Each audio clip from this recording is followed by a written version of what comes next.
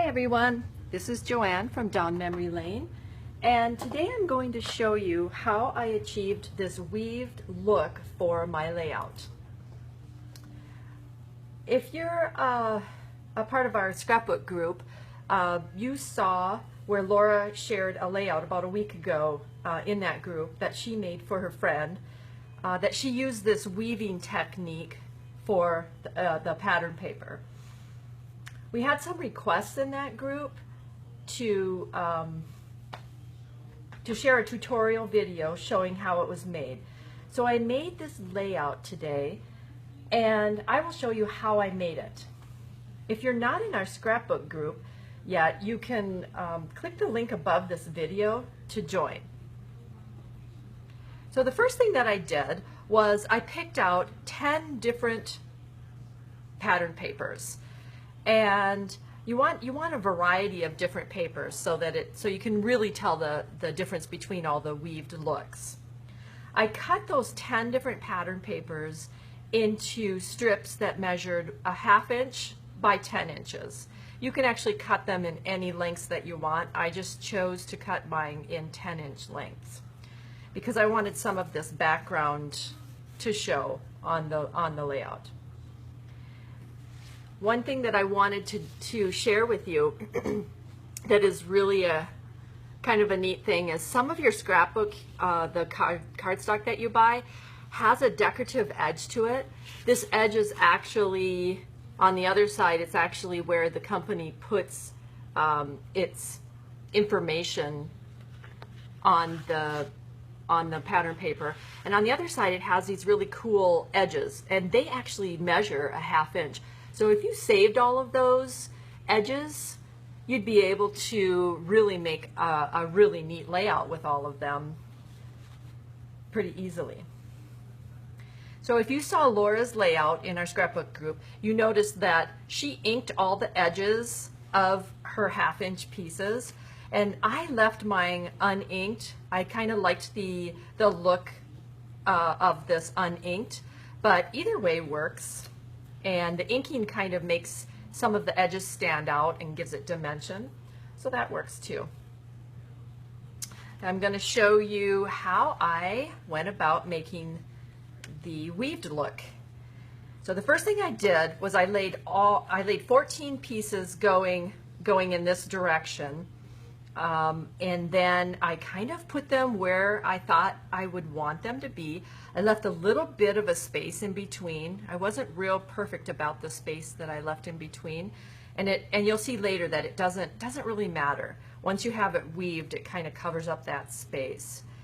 So then what I did was I used glue dots, and I'm not sure if you'll be able to see these dots or not, but they're just a little round glue dot. They're really great for gluing small things. What I did was I took the back side of the strip, put it right on the glue dot, and pull it up, and the glue dot actually adheres to the back side of the paper.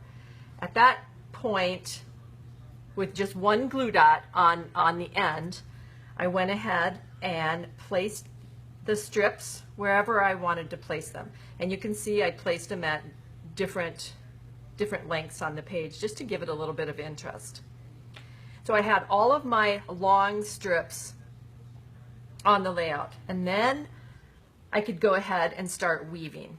So the first strip that I weaved in there, you can kind of see that I went over. This is the strip that was down, the long strip that was down.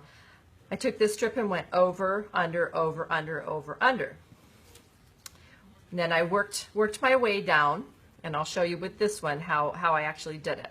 Because this one started, this green stripe started over, the next one will go under this strip. And then you'll go over the next strip, then you'll go under, and you go over, and go under, over, and you kind of get the idea. Over, under, until you get all the way to the other end.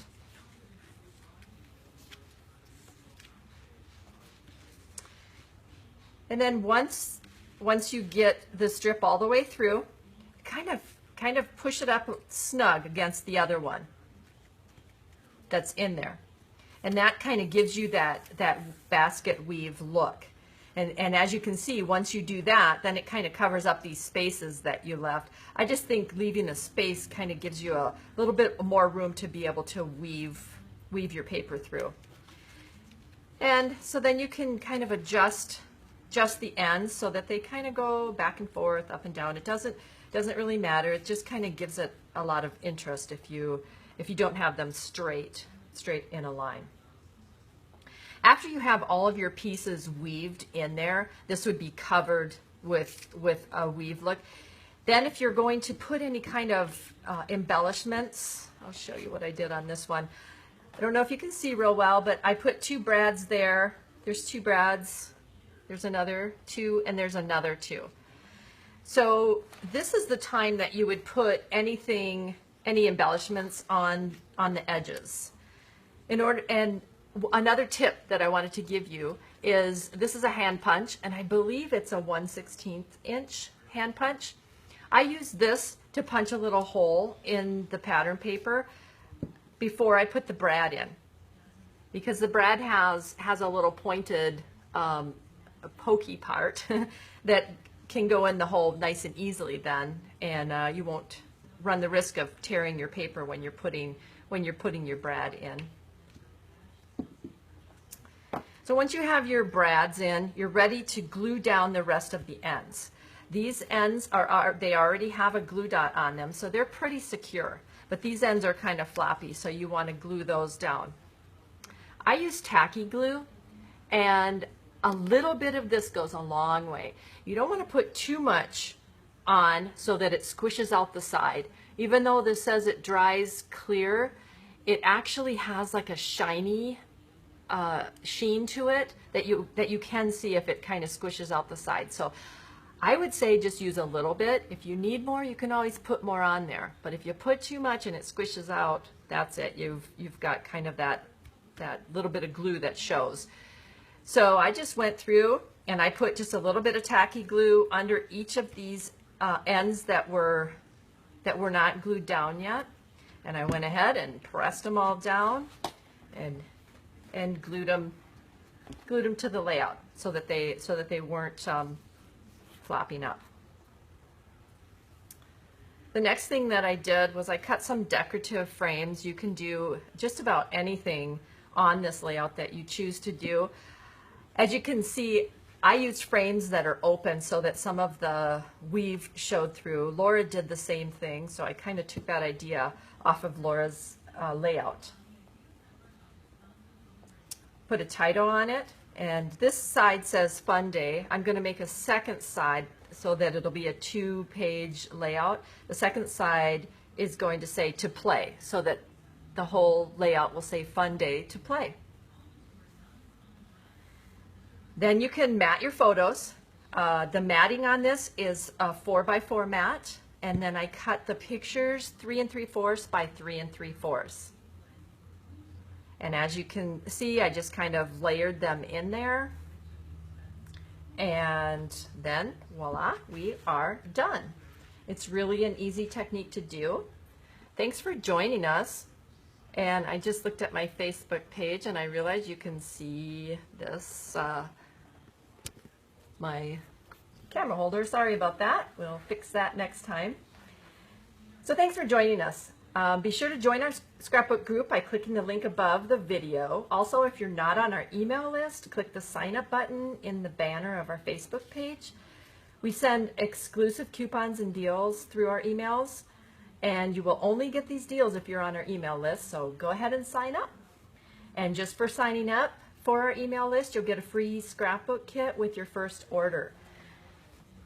So I hope you have a good day, and we'll see you next time.